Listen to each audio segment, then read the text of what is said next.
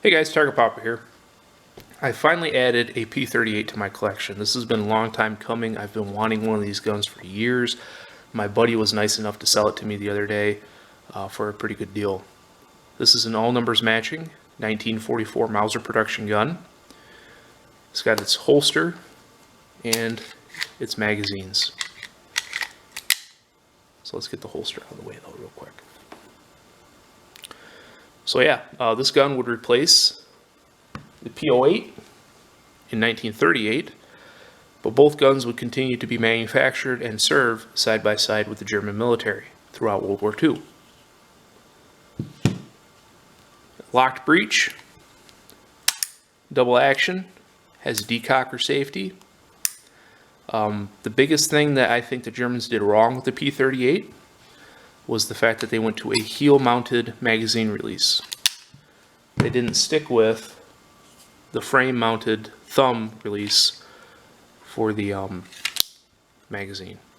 I think that's really the biggest failure, or not failure, but mistake on the P.38.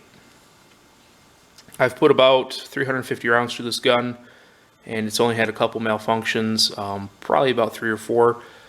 The malfunction being that the gun, when it's cycling a new round in the chamber, doesn't fully go into battery, so I have to give it a little kiss with the palm of my hand or push it forward with my thumb, and then it's ready to go. But out of 350 rounds, I've only had that happen about 3 or 4 times, which no big deal. Not worried about that at all.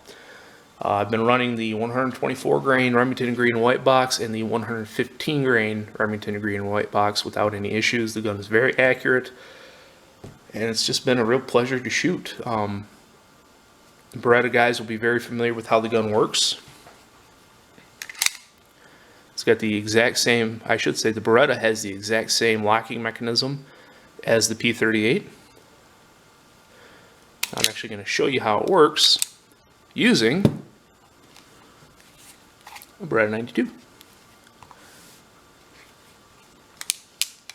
So on the Berettas and the P.38, when the gun fires, the barrel and slide recoil together to about right that position, and the lugs drop out of the way, allowing the slide to continue its rearward movement to where it will pick up a new round, travel forward, relock, and go fully into battery, ready to be fired again. This is the same thing that happens on the P.38. The reason I showed you on the Beretta is because it's got dust covers, so you can't really see the lugs moving. So, but you can see the recesses in the slide right there and there.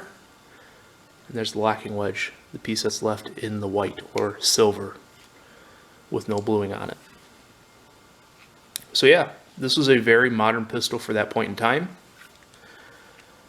A little bit more on the gun. There is a loaded chamber indicator right there. I didn't bring any snap caps out with me, but when the gun is in battery and you have a round in the chamber, that little pin will be sticking out, so you can quickly identify by feel or by sight if the gun is loaded. Again, it's got a decocker, double action, very smooth double action, but it's very hefty. This is a very hefty double action. So, yeah, very happy to have it in my collection. I really like the gun a lot. Goes well with the Lugers that I have. They're super fun to shoot side by side. A little pro tip with the P.38s. I'm not speaking out of experience here, but do not drift your rear sight, because that's not how it works. Your windage is not adjusted on the rear sight. If you drift your windage, you run the risk of damaging the internals of the gun. All your windage needs to be adjusted up here. So if you need to, for some odd reason, sight your pistol in, up there only. Don't drift this. And we'll go over that in a future video, because I don't want to do the disassembly today. We'll save that for a later date. I will splice in a couple segments of the gun shooting here though first in a second. But anyway, thank you so much for watching. Like, share, and subscribe if you enjoyed. This is just kind of like a little, hey, got this gun kind of a video. But yeah, I'll drop a link down in the description below to my Instagram. Check that out if you want. And I'll see you next time, guys. Alright. Going to start out with the Walther. Double action first. Went way low.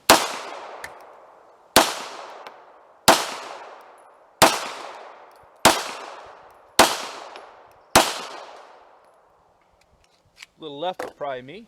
That's fine. Now we're going to do the Luger.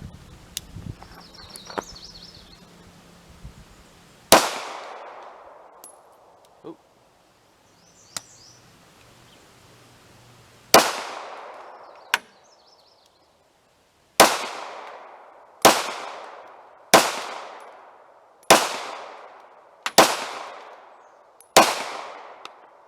I just wasn't letting the trigger reset. Let's go take a look at the target. Alright, here's the target. Here's my first shot. That was the double action. And then the rest were single action. And here's the Luger.